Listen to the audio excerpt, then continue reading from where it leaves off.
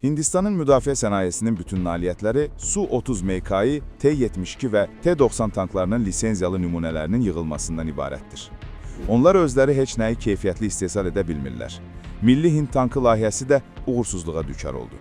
Hindistan tankları həddindən artıq çəkisi və zəif keçiciliyi ilə fərqlənir. Hətta avtomat hazırlaya bilmədilər. Yenidən Kalaşnikova qayıtdılar.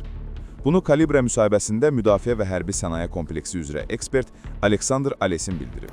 O, Hindistanın yüngül, çoxməqsədli Tejas qırıcısının Dubai Air Show 2025 beynəlxalq aviasiya kosmik sərgisində qəzaya uğramasını, həmçinin İrəvanın 12 analoji qırıcının alınması ilə bağlı danışıqları dayandırması barədə bəyanatını şərh edib.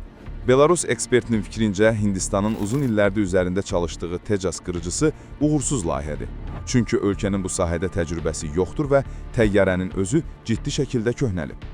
Hind texnikasının potensialı belədir. Bir çox baxımdan problemlidir, amma ucuzdur.